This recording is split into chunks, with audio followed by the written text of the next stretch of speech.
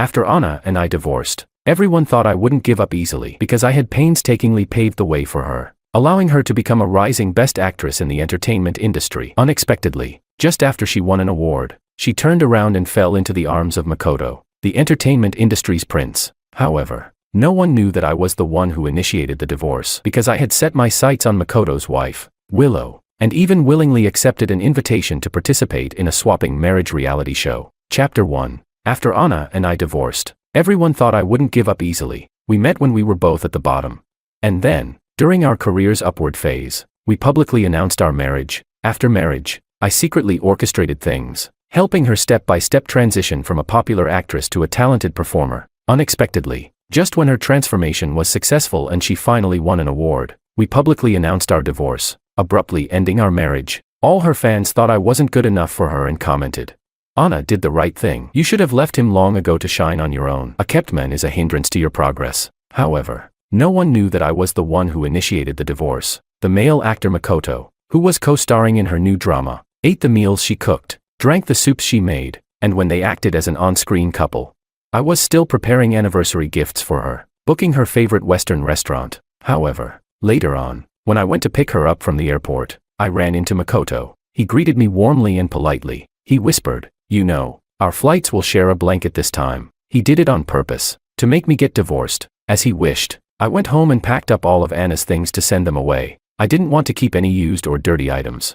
Fortunately, we didn't have any children. Anna leaned against the door, watching me. Her eyes were arrogant, and she disdainfully asked, "What else do you want?" I replied, "Your phone." She paused for a moment, then handed it to me. During our passionate years together, her heart and eyes were always on me, constantly sharing every little detail of her life with me. On WeChat, I was her only pinned chat. But now, I had been replaced, and I was set to do not disturb for her messages. We had an amicable divorce. She was eager to marry Makoto, and to expedite our divorce, she voluntarily gave me most of the assets. She said she truly loved Makoto. After signing a non-disclosure agreement, on the day she left, I thought we would never be in contact again, until the first month after our divorce. She called me again. She said, "Can we meet one more time?" I arrived early, and while passing the lounge, I overheard Anna's manager talking to her. The manager said, "We can't let the fans know you cheated. The drama still needs to air. You're still a top actress after the divorce." While he's stuck at the bottom, waiting to be laughed at, he must be dissatisfied. Just deceive him by saying you want to join a divorce reality show with him. Let him think there's still a chance to reconcile, and he'll do anything to please you. In the end, cut it during the show so the audience thinks he's the villain, and then you can play the victim to establish a devoted image. The manager nudged her and asked, "Are you listening?" Anna crossed her legs, distractedly swiping through her phone, and replied, The manager continued, "You see, as soon as you flirt, he'll come crawling like a dog, grateful and indebted." I curled my lips and headed straight to the conference room. Half an hour later, when Anna casually proposed this idea in the meeting room, I agreed on the spot. I earnestly said, "I'll join the reality show." She looked into my eyes and smiled lightly. "Is it that I can't live without you?" She was too confident and easy to deceive. I lowered my head, looking submissive, and said, "Yes, Anna. Is there still a chance for us?" Her eyes were cold as she turned her face away and softly said, "It depends on your performance." However, she said, "The script for this reality show isn't what you think. This divorce reality show would air during the time she and Makoto are filming their new drama, to hype up her and Makoto's on-screen relationship. The show is themed around swapping lifestyles and exploring marital issues. Makoto and she would share a room. Meanwhile, I would share a room with Makoto's wife, that 19-year-old Willow, who skyrocketed to fame with a single drama, won major awards, then quickly retired from acting to get married. Anna had taken the spotlight from her. Anna became famous for having a face that was 70% similar to Willow's. Rumor has it that after marrying Makoto, Willow and Makoto live apart. He loves her but cannot have her. Chapter 2. Hot Spring Hotel. 2 rooms, separated by a wall. A variety show live broadcast. Inside the venue, there was an observation room. Outside, the audience was sending live comments. The live comments were buzzing. Anna and Makoto are actually on a divorce reality show, sharing one room and getting so involved. The two have an incredible ship vibe, so compatible. I told you Anna and her husband had no feelings for each other. After all, no one likes someone who drags them down. I've been looking forward to their divorce for so long. The staff put heartbeat tracker watches on Anna and Makoto. She said, "When the heartbeat value reaches 90, you can leave the room." The live comments reacted. Did they break the record? But unexpectedly, both their values stopped at 88. Privately, she and Makoto did everything together. Too familiar. Afraid of a slip-up. In the show, however, they pretended otherwise. The live comments discussed. Makoto is so polite. He doesn't dare get too close. Makoto, don't hold back. I'll bet our Anna to you. Makoto sat at the doorway. Anna stood on the balcony to get some air. And through a corner, she could see my side of the room. Willow hadn't arrived yet. I was alone, bored, sitting by the bed wearing the heartbeat tracker watch. Someone knocked on the door. It was a tall, well-proportioned woman with curves in all the right places. She wore a light beige trench coat, loosely cinched at the waist, revealing a white tight-fitting top and high-waisted shorts of the same color, subtly outlining her long, beautiful legs and slender waist. She slightly raised her hand to brush back the damp hair from her forehead, revealing her misty, almond-shaped eyes as a light rain fell outside. She exuded a crispness that matched the deep fog of the night. The live comments reacted. My goddess is back. How to judge Anna? No comparison. No hurt. No pulling each other down. Please. I said to Willow, you need to wear this. I handed the other heartbeat tracker watch to Willow. I remembered Anna was very bothered when others said she looked like Willow. In the first year of marriage, I walked with her on the streets at dawn. I was staring at a giant luxury billboard featuring Willow and couldn't move. Anna grabbed my ear with one hand, covered my view with the other, and angrily said, I knew you liked this kind of look. Now, in another room, Anna on the balcony, watching clearly, watching Willow walk into the room and close the door behind her. She put on the watch. Anna didn't mind, because since that night, she knew that Willow, whom she was deathly jealous of, was married to Makoto because of a contract. Willow didn't even like Makoto, so how could she like an ordinary, ex-divorced George whom she didn't even like? Anna chuckled lightly, seemingly indifferent, but she was scrutinizing my reaction inch by inch. I said, hello, George. My value stayed at 70 as I extended my hand to Willow. She said, hello, Willow. She shook my hand. A few seconds later, the watch emitted a sharp, piercing beep. Willow's value skyrocketed, but she herself remained as calm as ever. She pressed her lips and said, the watch is broken. I said, Chapter 3. After changing the watch, everything worked fine. Anna and Makoto, after completing several sets of coordinated games, had their heartbeat values exceed 90 and left the room early. As for my side, Willow's heartbeat value remained stubbornly at 20, pathetically low. I asked the staff, if it never exceeds, do we have to spend the night in the room? Willow heard this. Her shoulders were straight, wearing a thin white tank top, her gaze cold and detached. The staff replied, consider it a failed mission. You can leave after an hour. Willow and I were the last to leave. The live comments buzzed. That's such a fail. They had zero chemistry together. Please just send them away. Can't you not watch them? I only want to see Makoto and Anna. The comments were bleak until the live broadcast ended. In the backstage rooms, cameras, lights, and crowded people, Anna stood in a corner, watching Makoto being interviewed, her eyes occasionally scanning over to me. She suddenly asked me, are you excited? Was there a moment when you thought Willow might like you? I was too tired for small talk and was about to turn and leave, but she stopped me. She tilted her head and said, what should we do, George? I'm increasingly convinced that divorcing you is the right choice. Someone walked by, and Anna lowered her eyes, remaining silent. She still looked gentle and serene, yet shattered. It seemed like I was the one who hurt her the most. After Makoto finished the interview, he approached me under everyone's gaze, patted my shoulder, and said, George, he said, with a bracelet on his wrist, cherish Anna. She truly loves you. That bracelet. I had seen it before. On our wedding anniversary last year, Anna was followed by a stalker and got into a minor car accident. She was unharmed.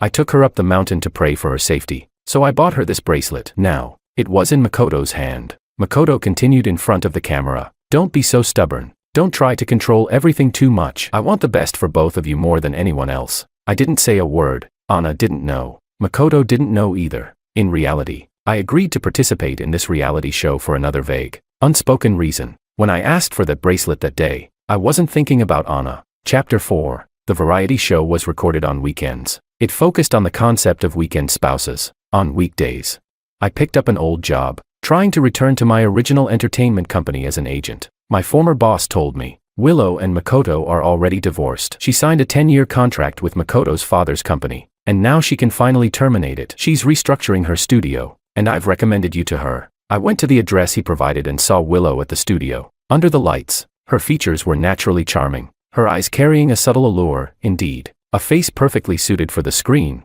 She was harder to approach than I had imagined. I waited outside for a long time. Eventually, Her assistant came out and told me, "Sorry, Mr. Wong, we can't meet today." On the way back, the car broke down. It was 11 o'clock at night, in the wilderness, and it was raining. I held an umbrella, waiting for a tow truck, watching the cars passing by from afar, like one after another night spirits. None were coming to pick me up. A car's headlights flashed in front of me. The window of a red Ferrari rolled down, and Willow's assistant said to me, "Mr. Wong, please get in the car first." Willow was sitting in the back seat, her eyes closed, leaning against the window and sleeping. Her breathing was shallow, her long legs slightly bent. A faint scent of lily of the valley lingered in the air.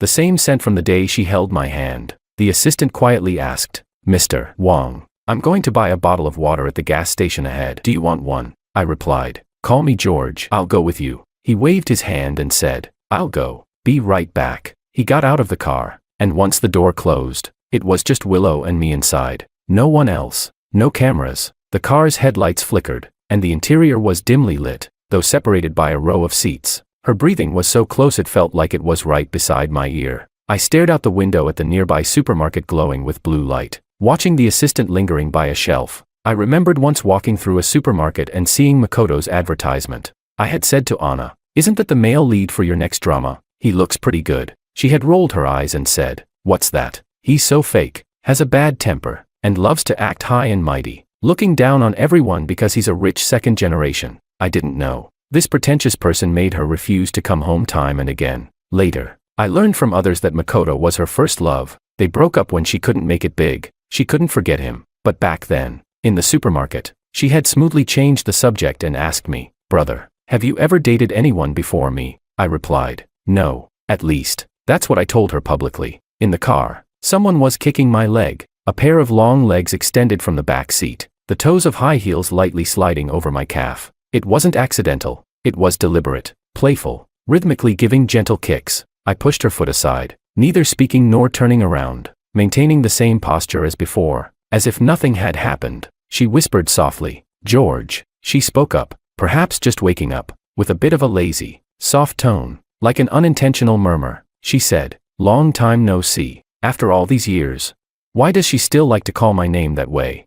Just like in that small, stuffy rental apartment." I repeatedly drowned in the enchanting, uncontrollable embrace of her mesmerizing tenderness. Chapter 5. After that day, Willow and I didn't keep in touch, until another weekend arrived. The variety show adopted a rotation system. This weekend, the original couple pairing would return, Makoto said. Director. His tone was very sincere, looking out for the show's best interests. He continued, "The audience's preference for Anna and me is too high. If we switch back now, you'll get criticized by the viewers." The director pondered for a few seconds and said, "But..." Makoto turned around and asked, "Anna, what do you think?"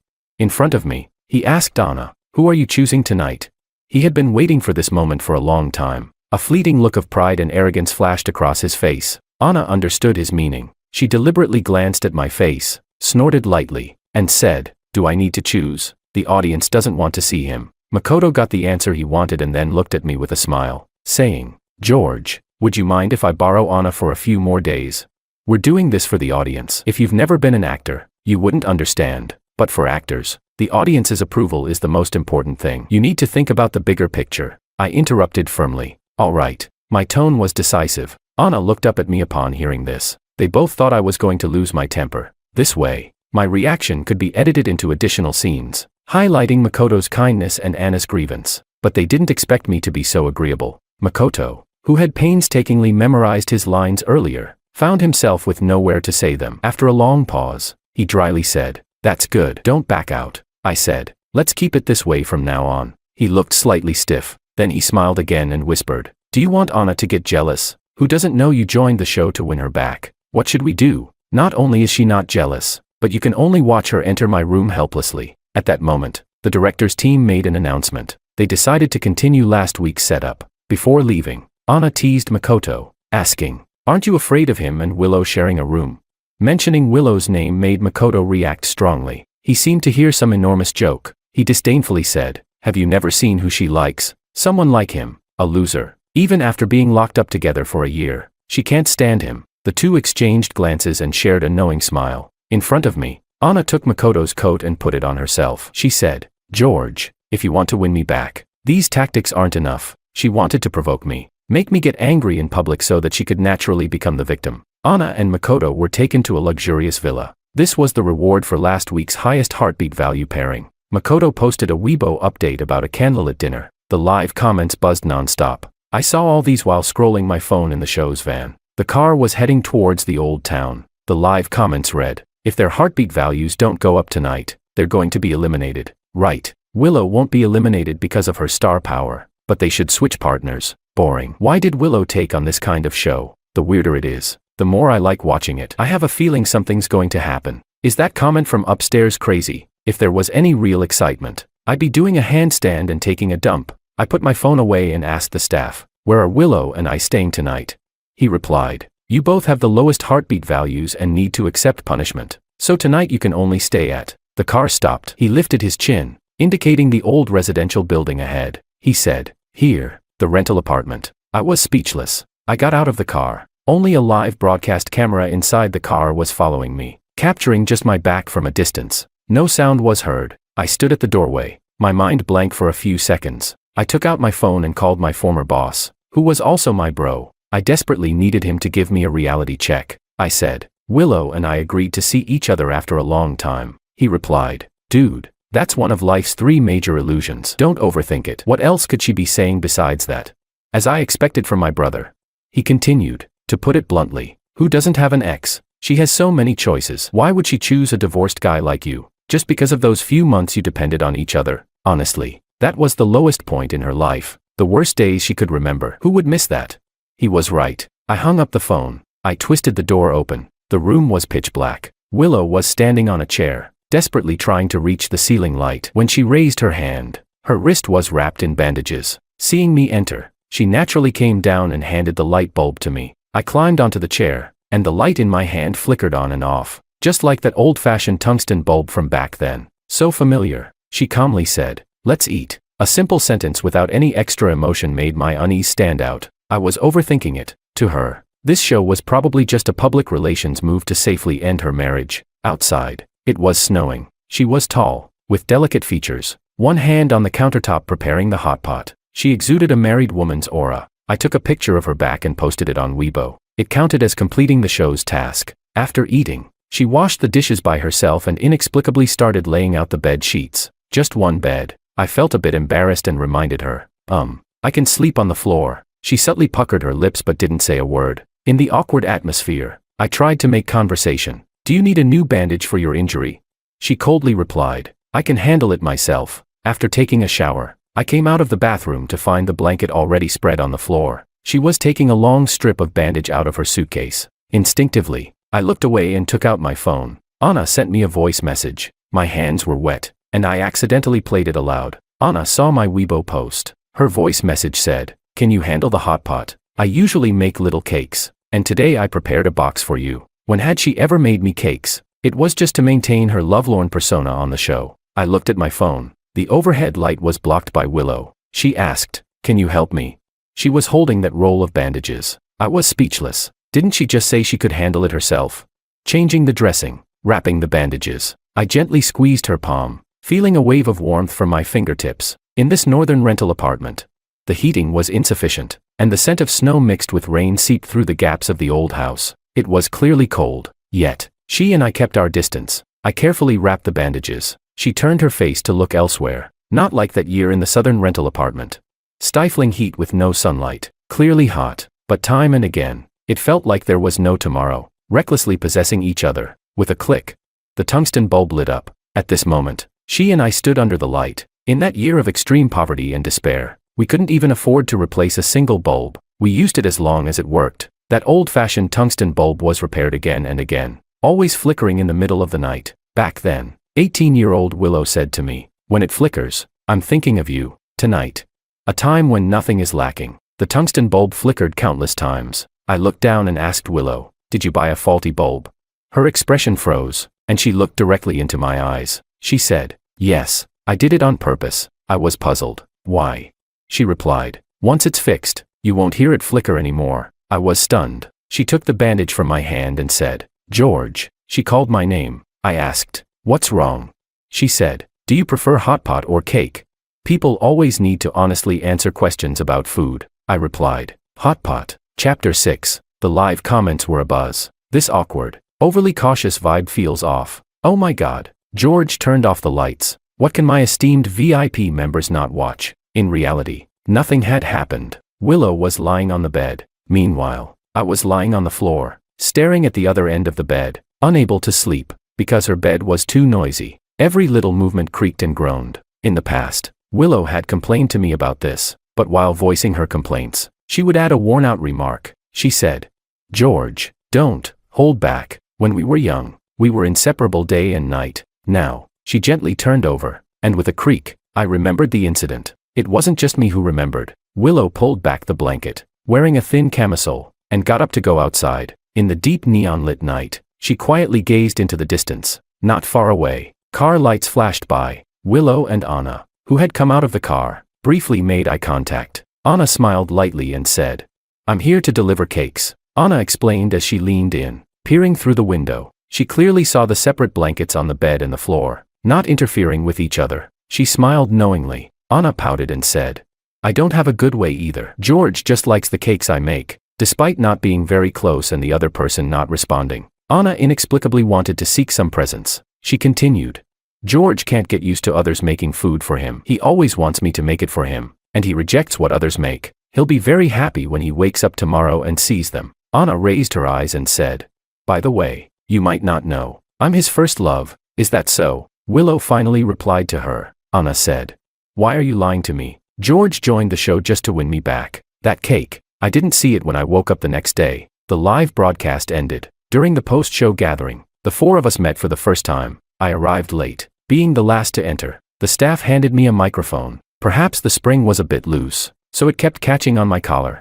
Over there, Makoto and Anna were pulling out question cards. I flicked the microphone a couple of times. The microphone actually fell directly to the ground. Willow picked it up. I said, "Thank you." I wanted to take it from Willow's hand, but she didn't let go. Instead, she leaned closer, tiptoed, and helped me clip it onto my collar. A second later, she took a band-aid from her pocket. I was speechless. A familiar children's band-aid, covered with cartoon oranges. Every time I got injured before, she would force me to wear this conspicuously. As she stuck the microphone on, she adjusted it effortlessly. This wasn't an overly intimate gesture, just colleagues looking out for each other. After all, there were cameras and people around. She said, "It stuck." The wires were tangled together. She had to move a bit forward. Over there, Anna's voice came through. Her peripheral vision scanned me and Willow. A very normal action. If Willow hadn't subconsciously brushed against my chest, her scent was too familiar. She used the same shampoo without changing. Even after all these years, the scene suddenly fell silent. Anna abruptly stood up. Willow withdrew her hand and politely said to me, "Sorry, I accidentally brushed against you." The host realized and saved the moment by saying, "It happens often. Let's continue with the questions." After all, it was just a momentary touch and then moving away. Anna didn't even have time to clearly see. It should have been just an accident. She sat back down. Question and answer game. When it was my turn to draw a card, I drew the first love card. The host asked me, "Is your first love your favorite?" Anna rested her chin on one hand, looking at me. Everyone's eyes wandered between me and Anna. Everyone thought my first love was her. I replied, "Yes." Upon hearing my answer, Anna sat up straight, couldn't help but glance towards Willow with a hint of pride. But the other person was distracted. Willow turned her face, looking out the window at the falling snow. My reflection was mirrored in the window. The host then said, "Same question. Please Willow answer." She and I were a pair. The question on the card was the same. Makoto wasn't her first love. No one knew who that person was. She pressed her lips together and said, "He hates me. He really hates me." Willow's tone was extremely soft. So soft that her trailing tone carried an unheard of sense of grievance. Everyone present perked up, ears tuned to gossip. The host asked her, "Why does he hold such a grudge? What did he do?" She turned her head, elongating her tone.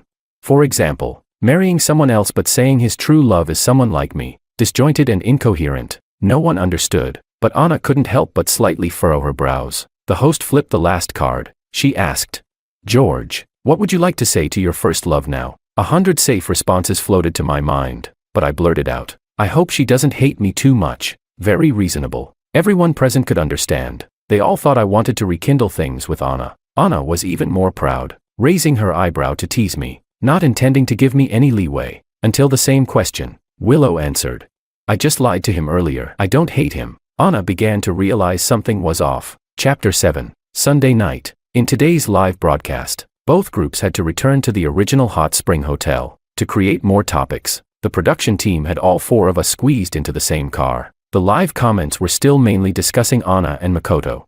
But the direction was subtly shifting. The live comments read, "Think about it carefully. If you weren't as blind as Anna, you would choose to join us." Jumping right in front of the main couple, Anna is still happily counting her money. Someone countered, "It's just a coincidence. Willow and George never interacted before." The discussions between Willow and me had increased significantly. Some enthusiastic fans even created a shipping hashtag for Willow and me. So, before getting into the car, the host secretly handed me a mission slip. She said, "Open it once you're in the car. Only you can see it." Makoto was driving the car, equipped with cameras inside. Anna naturally sat in the passenger seat. Makoto looked helpless, purposely turning his head to gauge my reaction. He said, "Hey, your wife gets carsick easily. She'll sit in the passenger seat. You don't mind, do you?" Anna also turned her head, trying to see how I would react, hoping I'd get upset and then step forward to play the innocent, aggrieved girl to apologize. But instead, I ignored her completely and sat in the back seat with Willow. When the traffic light turned red,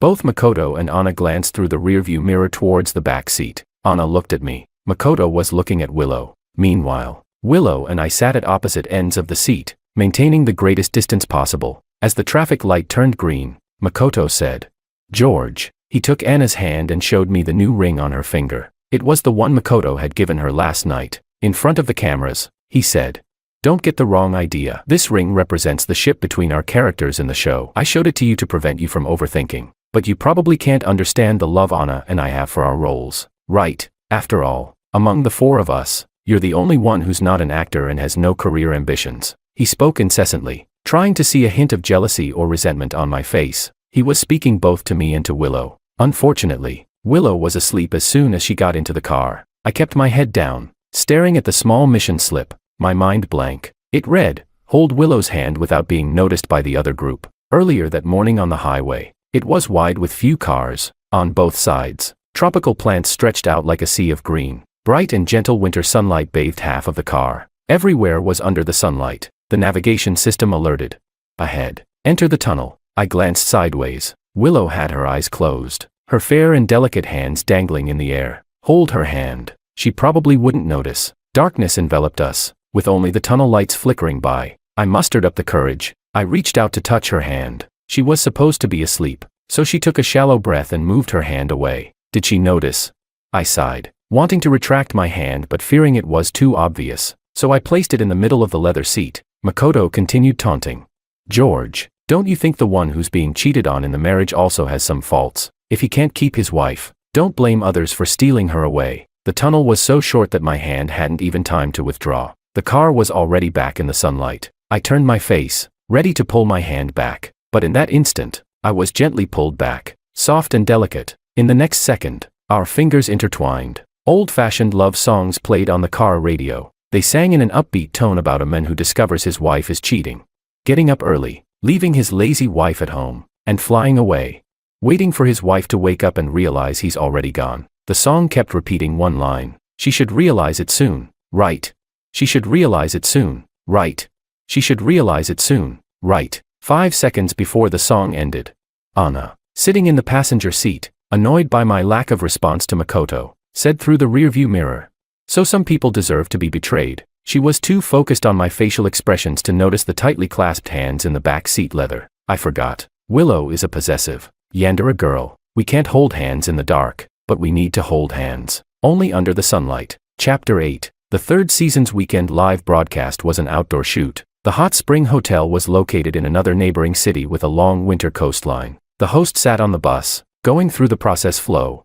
"Today I just found out that Willow and George grew up in the same place." The theme for this episode was returning to the city where Willow studied. Previously, no one thought we would have any connection. Anna in the front row furrowed her brows slightly, her gaze fixed on me sitting at the other end. Willow shook her head and said, "No, I was just studying here temporarily." Willow had a difficult childhood, which was well known in the industry. An abusive stepfather and a gambling mother. These were points of attack by detractors before. Anna looked down on Willow's background, her tone icy and ambiguous.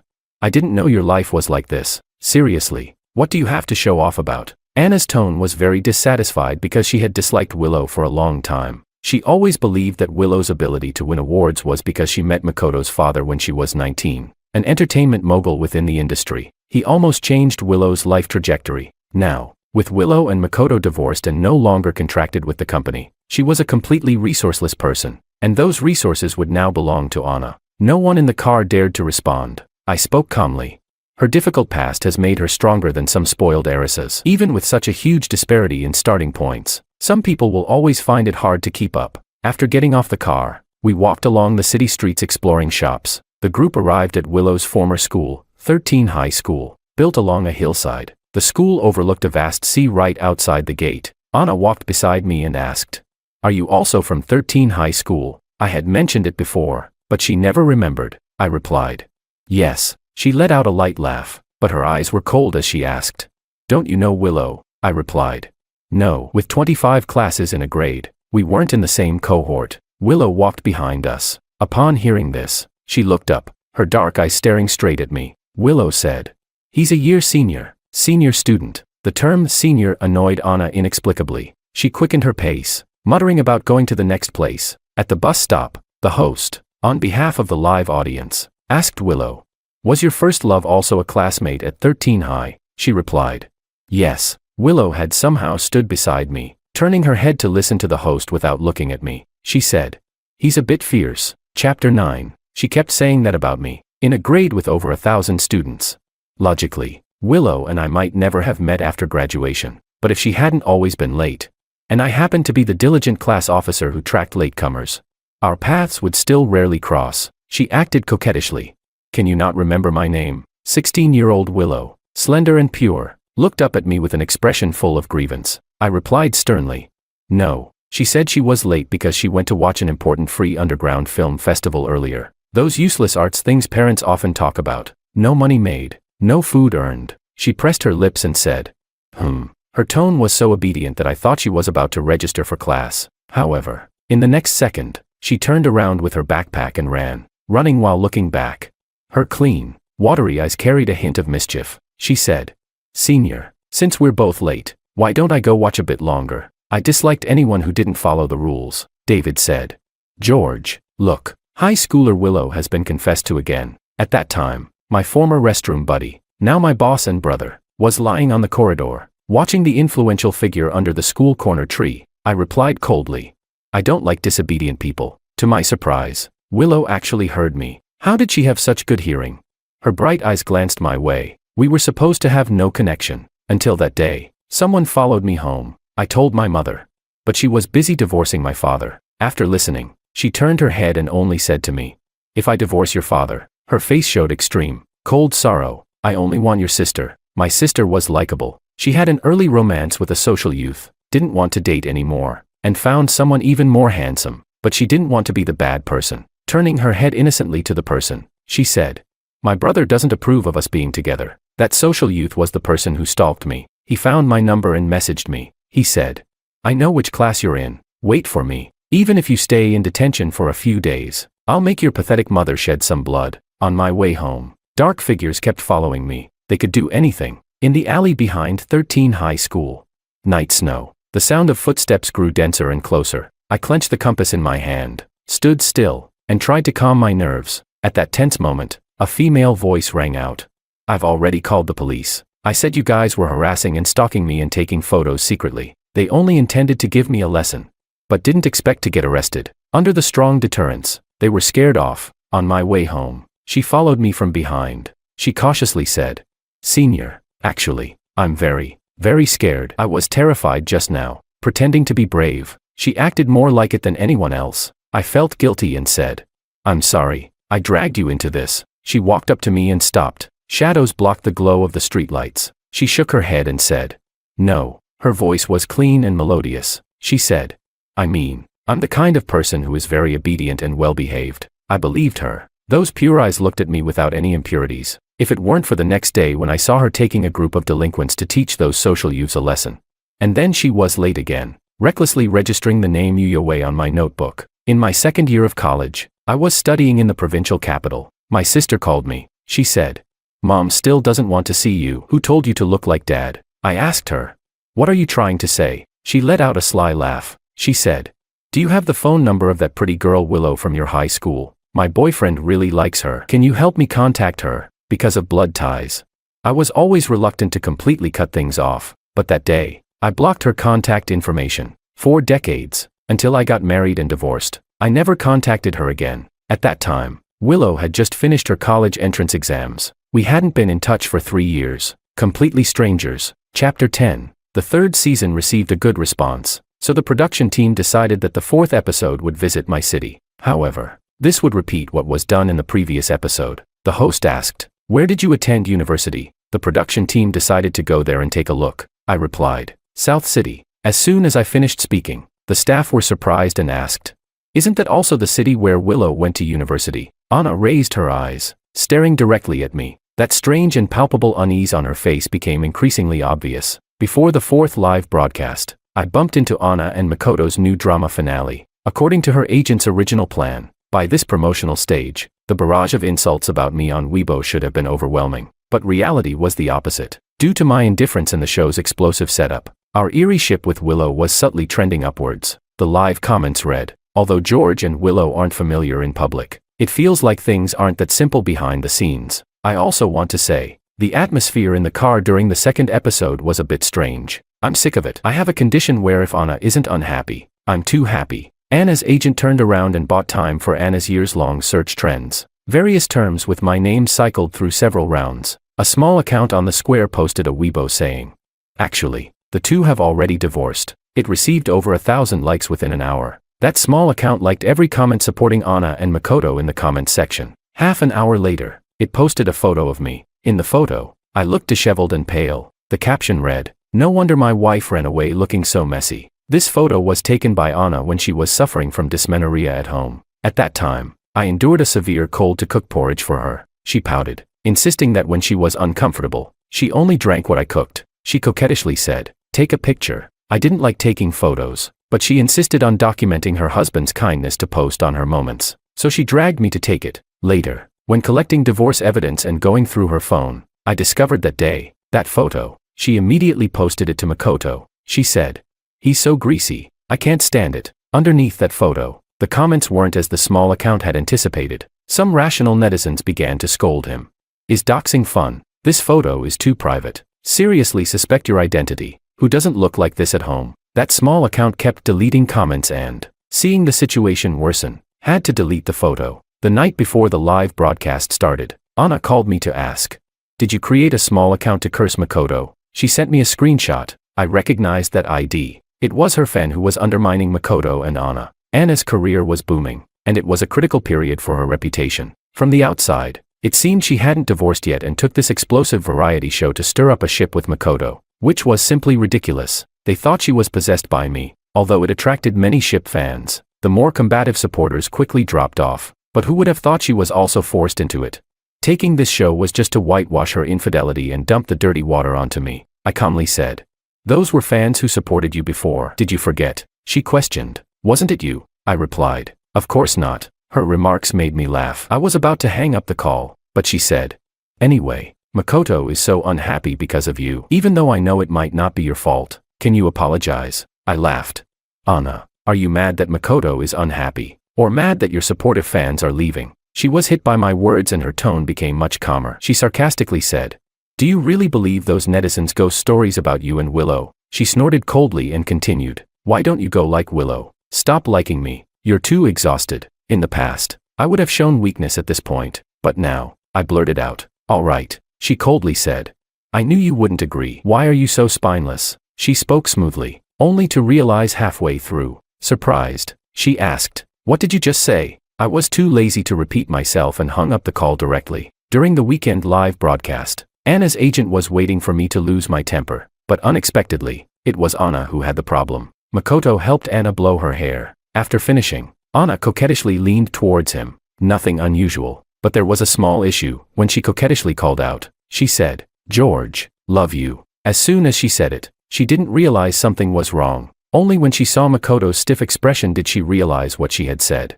That night, Willow didn't attend the live broadcast. Last year, Willow made a comeback, and her film was nominated for top international awards. Tonight, Her flight was leaving for abroad. I wandered alone in this city that had been familiar to me years ago. When I returned to the hotel, I saw Anna waiting for me at the door. Wasn't she supposed to accompany Makoto for dinner? The production team said Anna had voluntarily requested to switch back to the original couple pairing. The host said to me, "The show was originally set up this way, just for tonight. Hotel suite." I checked the positions of all the cameras around. Anna entered the room, with a cold and detached expression. On the brown glass table, there was a spread of dishes. She said, "Let's eat. I made this myself." After being married for so many years, she had never done this before. Seeing me not picking up my chopsticks, she asked, "What's wrong, George? Aren't you enjoying your meal over there?" I confessed, "Looking at your face, I can't eat." Her pupils constricted. She frowned and pressed her lips together, trying hard to suppress her frustration. Finally turning into a gentle smile, she said, "George, I only accompanied Makoto for 2 weeks because of work. Why are you still so stern? It's all for work needs. If you care, then let me apologize to you." Anna was so gentle and serene in front of the camera. She also habitually thought that as long as she showed a little goodwill, I would meekly follow along. But I wasn't like that. When I moved things to another room, her face turned red. She sat alone at the dining table, watching the dishes slowly cool. I didn't leave the room again. She let out a dissatisfied snort and immediately called for room service, dumping the entire table of food. That night,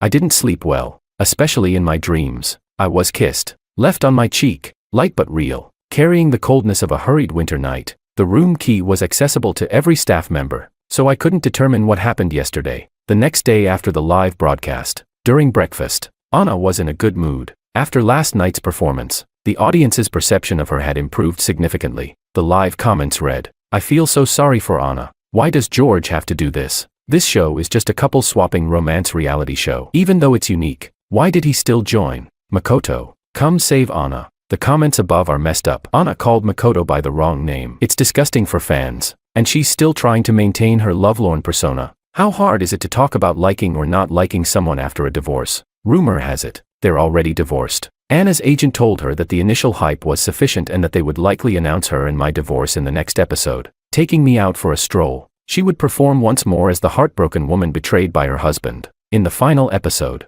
Makoto would heal her, spreading some sweetness. The two of them would then be perfectly whitewashed. Anna's agent warned her, "This episode is crucial. No matter what happens, don't throw a tantrum." She sipped her coffee, her eyes fixed on me, confident of victory and indifferent. She replied, "Whatever happens." After hanging up the call, she knew I heard everything clearly, but she was sure that even if I knew, I couldn't stir up any trouble. After all, I had signed a confidentiality agreement and received a huge compensation. She asked, "Does it make you sad?" With a disdainful look in her eyes, she said, "No matter what, you can't surpass Makoto, nor can you win me." Her lips parted and closed while she kept talking. I looked at her, not listening with my ears. Only when she paused her coffee, I asked, "Last night, was it you who kissed me?" The room door was open, and staff members were coming and going with various equipment. She instinctively replied, "Why would I kiss you?" She frowned, realizing something was wrong. The room suddenly fell silent. The outside staff's idle chatter became exceptionally clear. They discussed,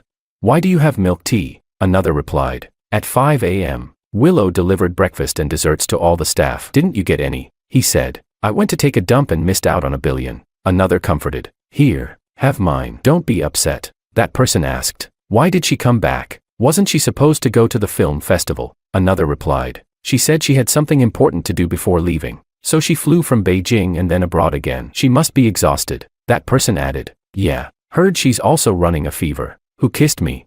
I could guess. Anna could too, but she didn't believe it. She closed the door and chose not to listen. Yet she didn't turn around. She coldly said, "Sounds like a lie." She leaned over and pointed at me, scolding, "You knew she came back last night and intentionally lied about someone kissing you. Are you ashamed, George? Did you do this to make me angry? Did you really think she could like you? If," she kept pointing at my chest, saying, "if she really fell for you because I took her husband, it's just her revenge for being hurt. Do you understand?" After finishing, she grabbed her water cup and poured it over my head. She said, "You clown, why are you trying to show off? Are you running around being someone's dog? But it makes sense. It's your usual style. If you didn't do this, who would like you?" I listened calmly as she spoke. The next second, I grabbed the long brochure on the coffee table and tightly rolled it up, whipping it at her incessant mouth, with a crisp slap sound.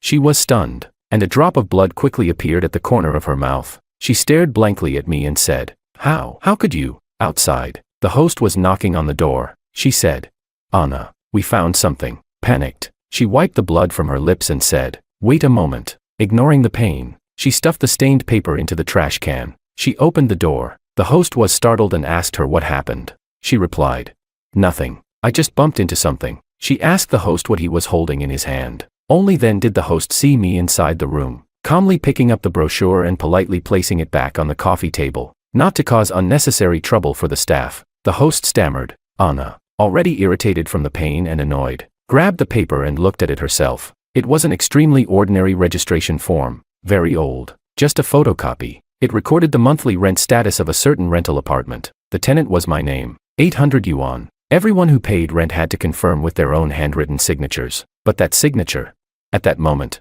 separated by a flight distance of more than 10 hours to the red carpet of the film festival. The handwriting on the backdrop was identical to it. Willow. Chapter 11. South City. Long and humid summer. During the summer vacation of my second year in college, I met Willow. I was working part-time at a tutoring center downstairs, while she was modeling upstairs. We knew each other but never greeted. After all, how familiar can people be who hadn't been in contact for 3 years? She would come back to school, crossing the entire city, a whole 3.5 hours on the bus. Meanwhile, I had rented a temporary apartment nearby. That hottest night of the summer was a typhoon day. I was the last to lock the door. I saw a group of people laughing and talking as they passed upstairs. Willow stood out even more. Standing out conspicuously in the crowd, she never once looked at me. When I reached the elevator, they had already left. It was empty. Actually, a simple greeting would have been nice. After all, we were former classmates. I grabbed my backpack and went downstairs. The night the typhoon came, it wasn't raining. The sky, which should have been like a splash of ink, was dyed an unusually deep pink. Willow was standing there, wearing a fluffy skirt suit and paired with low twin ponytails. She looked very obedient. Her eyes were defenseless. Under the porch light, those eyes carried the clarity of a summer night. Like a stray little kitten, she pitifully said, Senior, the bus is cancelled. That night, I took her back to the single-room apartment I had rented for 800 yuan. The bed was pitifully small. Later, when she stood on the stage of the highest award ceremony, receiving the Best Actress award and being chased by the audience, I was still in that tiny rental apartment eating instant noodles. The only thought flashing through my mind was one thing. Her first time at 19, cramped on my small bed. She truly felt wronged. I didn't understand. Many media descriptions of her were that of a cold goddess, arrogant and unruly, but in my memory, that summer she was always obedient. She was so well behaved, doing all the housework, cooking 3 meals a day, always calling me senior, only in bed, incredibly charming, whispering in her throat, George, crossing boundaries. No matter how I spoke, she didn't listen. Later, I realized her talent was entirely in her acting skills, and the modeling agency upstairs where I worked didn't actually exist. 3.5 hours. Just to see me. Chapter 12. Anna wasn't angry, but she seemed to have been drained of all emotions, recognizing a fact within seconds. My first love wasn't her. It was a woman who resembled her 7/10, a woman she wanted to take but couldn't, someone who won an award at 19. Since the day she debuted, Anna had been treated as her substitute. Anna crumpled the paper in her palm, saying nothing more. She coldly said, "What's the big deal? It's something from hundreds of years ago. What does it represent?" She turned to leave without even looking at me, but at the doorway, she suddenly fainted to the ground. As Anna's agent had hoped, she looked terrible in this episode. Everyone thought she was heartbroken and hospitalized for love. It immediately trended on the hot lists. When Anna woke up, I was in the hotel tidying up. She looked around the hospital bed but didn't see me. She instinctively asked Makoto, who had been guarding her, "Where is my husband?" Makoto, angry and trembling, slapped her several times. The variety show paused indefinitely. Makoto came to find me once. He had already gotten her, yet he kept trying to show his presence in front of me multiple times, as if he needed my involvement. Only then would his and her love have an anchor point. She began to get tired of his dullness. He also started to can't stand her antics. It was becoming more and more like how Anna and I were at that time. As the passion faded, they would face the same problems I did. Now, he sat in front of me, emotionally overreacted, leaving only a cold gaze and slightly trembling hands. He asked me, "George, why do you never get angry?" I didn't answer him and stood up to leave. He laughed. He said, "Let me tell you a secret. Marrying Willow was a lie he concocted. He thought he could eventually warm up Willow's icy heart. After all, she had been saved from that 800 yuan rental apartment by his father's help. She would still be an 18-line minor internet celebrity otherwise. He thought she would at least admire him, because Willow spent her life rushing to Rome, while Makoto was born in Rome. But she didn't. Makoto said, "I thought a woman like her would never love anyone, but do you know what I discovered after getting married? All her passwords were 207. At first, I thought it was someone's birthday, but later I realized it was the door number of that crappy rental apartment. Turns out she always thought of the person she loved during those unbearable times. How ridiculous. I had more vacation days, finished processing my visa, dragging my luggage to the airport, and sitting in the lounge watching a drama. A person sat next to me, fully armed. It was Anna. She whispered, 'We need to talk.' At the airport, in front of the large glass windows reflecting the blue sky, she wore a black dress, looking much thinner. She asked, 'What was your real reason for joining the show?' She asked herself. Was it not to win me back, but to see her? Right. Even getting married to me was just because I looked like her. Right. I didn't speak, counting the boarding time. She bit her lip. George, is it fun to lie, to treat my feelings like a prank and act like someone's dog? I interrupted her. Asterisk, where are your feelings coming from? Asterisk, you're the one cheating, the one saying you love Makoto so much, the one who actually wanted to smear me by taking the show. I'm just repaying in kind. Why are you acting like a victim? If I really were a simp, would you feel guilty questioning me like this? Anna, it's what you said yourself. I returned her words.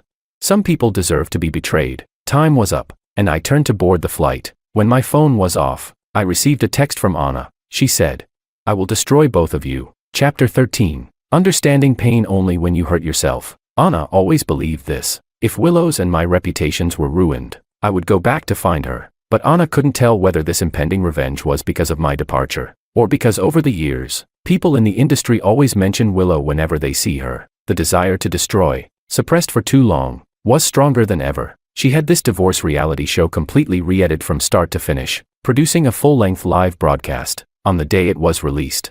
She specifically chose the day Willow received her award on stage. Anna's Weibo only posted one sentence. He was the one cheating. Divorced. Public opinion erupted. Anna and her agent both thought this was a first-move advantage and they were sure to win. George is just an amateur, and Willow has no resources. Their team can't keep up. A whole night passed. Anna was shaking with excitement, not even having time to open Weibo and celebrate. Then the door was knocked. She was arrested. Her agent was also arrested. On the day of the agreed divorce. She thought I was so sad that I couldn't control myself. Looking at her phone, she thought I was only trying to confirm whether she had ever loved me, but little did she know. I was gathering evidence. The day Makoto approached me on the plane. The plane landed. I was the first to call my brother. I said, "I've always suspected that Anna and her team were evading taxes. My brother taught me how to collect evidence and how to report them." Later, he reminded me. Asterisk, the process of gathering evidence is long. You better play the full role. Isn't she asking you to participate in that stupid variety show? Just go and play along with her. Lower her guard. I went. My original intention was revenge. Meeting Willow was an unexpected event. The full version of the live broadcast that Anna posted that day was repeatedly analyzed by uploaders on a certain platform. After the smart brains of netizens and various marketing accounts trolling efforts, they finally discovered that it was Anna and Makoto who were cheating. Dates, times, and locations matched one by one, and my reunion with Willow happened after both of us had divorced. A purely low-probability coincidence. The day the plane landed abroad, I sneaked backstage using the work ID Willow's assistant gave me. The celebration banquet had already begun. A close friend got excited and asked Willow, "Do you dare to make a bet?" The music was blasting, and she covered her ears, asking, "What are we betting on?" The other party leaned close to her ear and whispered something softly. She nodded and said, "I bet." She lost the bet and accepted the punishment, being surrounded and patted on the head by her friends. A purple-toned evening party, gold leaf falling from the sky. Willow walked towards the light. Her eyes were veiled with a faint layer of tears. Her friend teased her. "No, sis, you were acting so fiercely during filming when Ma stepped on you and you went to the hospital without saying a word. Now, you get patted on the head and your eyes turn red. What are you acting for?" Willow turned her head and replied, "Mind your own business." Someone raised an eyebrow and pointed to me standing at the door, telling her friends, "The one who's going to care has arrived. You better act more." Willow pushed them away. Amidst the crowd, we locked eyes, and she walked towards me. I asked, "What did you bet on earlier, and how did you lose it?" She replied, "They said, let's bet on whether I can see the person I love the most tomorrow." I said I can't, so I lost. She walked up to me, snuggled into my arms, and said, "Today, I will see him." Chapter 14. You say she was so obedient. Many years later, When David heard me describe Willow this way, he laughed for at least 10 minutes. He said, "Bro, how is that possible?" He continued, "If Willow were just a delicate flower, she wouldn't have made it this far." The kind of family downfall talked about online. A joke to others, but a harsh reality for Willow.